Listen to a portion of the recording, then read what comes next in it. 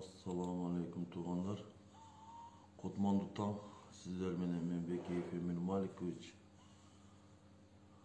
Bugünkü temamız Sadır Japarov'tun mıydamsız prezident bolğonuna 1 yıl olayında kalıptır. Sol 1 yılın içinde emnelerdi atkarganın bergen Kırgız elinin wadaları boyunca söz bolmoqtu tuğanlar. Şonuň üçin efirge jakşı oturup maksimalдуу түрдө эфирде бөлүшүп коюптар тугандар, себеби чындык, адилеттүүлүк болуш керек тугандар. Ошентип ойлойм мен чын. Айткан сөз атылган ок деп коет тугандар. Мен мисалы бирөөгө сөз бердимби, ошону аткарганга аракет кылыш керек. Анан аткара албай жөн эле баягы куру сөз болсо, бул туура эмес тугандар. Kuru söz bolsa bu tуура эмес деп ойлойм да.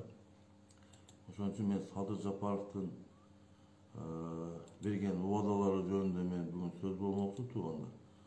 Көбүнчө эми өзүңүздөр билесиздер, азыркы Кыргызстандагы учур, азыркы Кыргызстандагы саясат,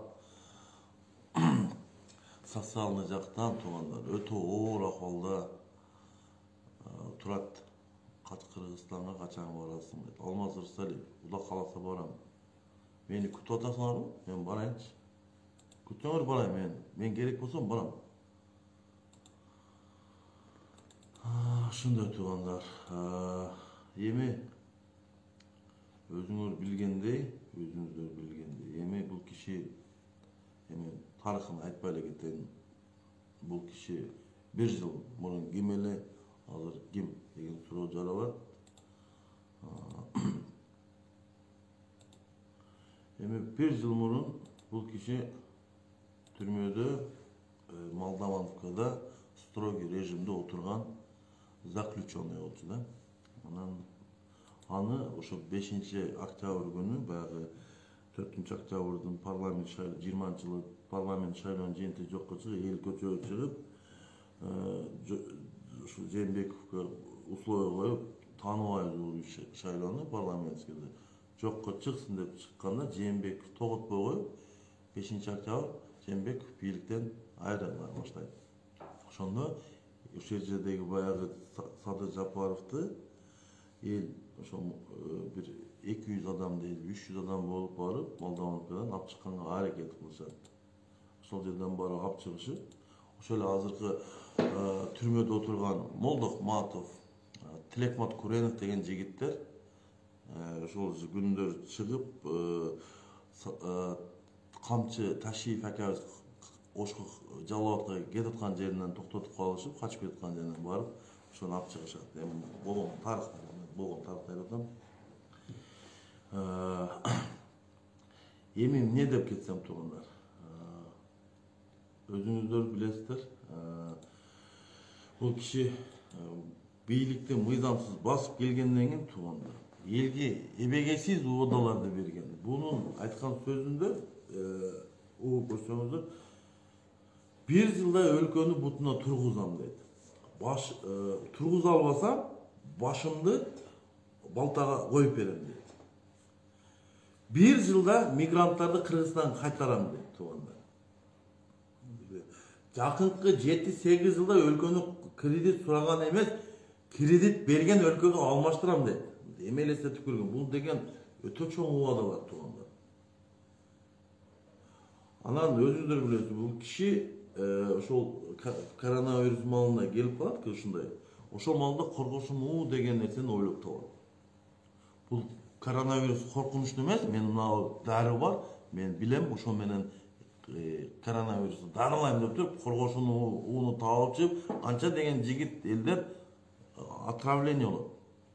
Мушунун баягы азыркы министр здравоохранения жүрөт го, экөө ойлоп таап ошол нерсени.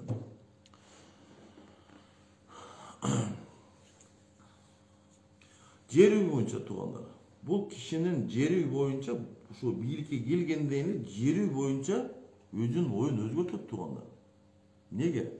Бул 2015-жылы Талас элине кайрылган посту бар туугандар, ошол жерде жер үйдү бербей келди. Бирок бийликке мыйзамсыз келгенден кийин, отурукташып калгандан кийин жер үйдү орустарга берип берет туугандар. Мына туугандар.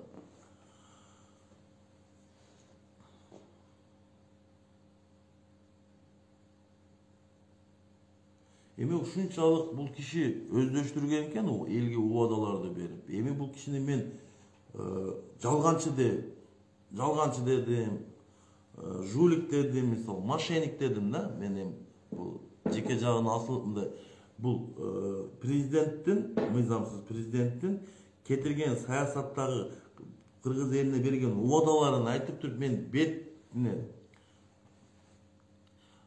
айтып жүрдүм, бирок ел буга бир мындай карап көрбөдү да туугандар. Биз бул жерде өзүбүз да күнөөлүү болуп калабыз туугандар. Өзүбүз да күнөөлүү болуп калабыз. Себеби эмнеде?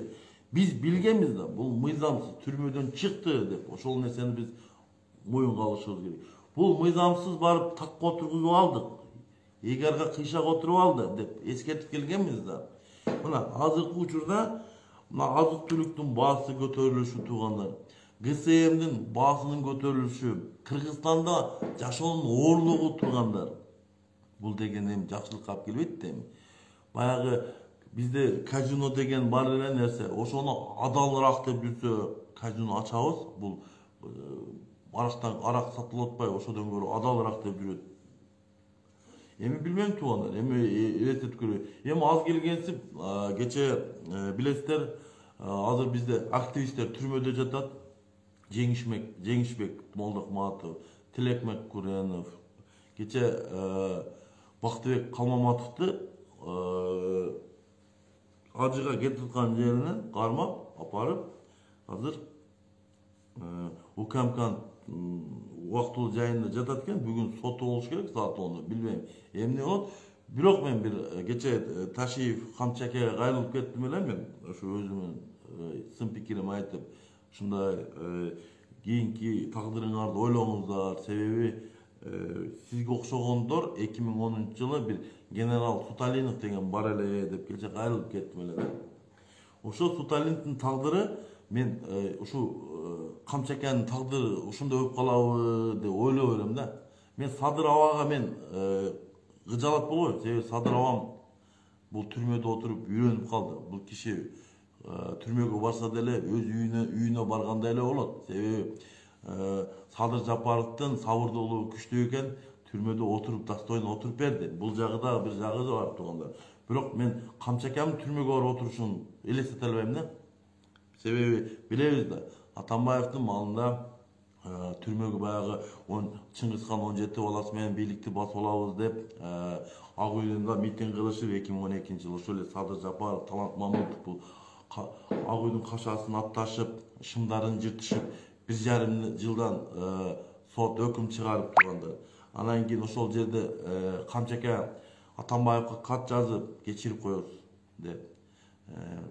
Макул болсоңуз мен псих больница аркылуу псих больницага учетко туруп түрмөдөн чыгайын деп. Ошондой тарыхта калды да туугандар. Эмне элестете? Шым жыткандыгы калды туугандар. Эми билбейм, элестете албайм. Бул кандай жашоо болгонун эми туугандар мына келечек учур көрсөтөт. Биз ойлоп атабыз, бул бийлик, байлык бул келип кете турган нерсе да туугандар. Эмне деген бийликке мисалы эмне деген кишилер келбеди бизде, эмне деген мына Акаев, Бакиев, Роза Отунбаева, Атамбаев, Жээнбеков дегендер келди. Азыр эми мыйзамсыз Садыр Жапаров отурат. Буга чейин да келип келген. Ошол Союз малында отурушкан ушу чиновниктер Кокон хандыгында болгон ушул инсандарга мен таң калам да. Бир эле суроо ушу инсандаргачы. Эмне үчүн биз кыргыз элинин жашоосун жеңилдете албайбыз?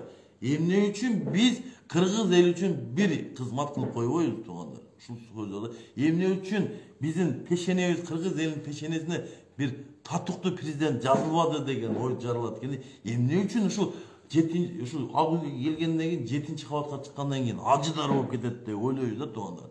Бул жерде туугандар бизде системада туугандар. Бул эми система дегеним кандай десем, ушул бийлик бутактары, ошол жердеги вертикалдары туугандар. Ошентип ойлойм менчи. Эми мен ойлойм туугандар, мен кыргыз элинен кайрылып кетем, эфирди кыска кылам. Саламатта болуңуздар. Ойлонолу туугандар. Ойлонолу, аябай ойлонолу.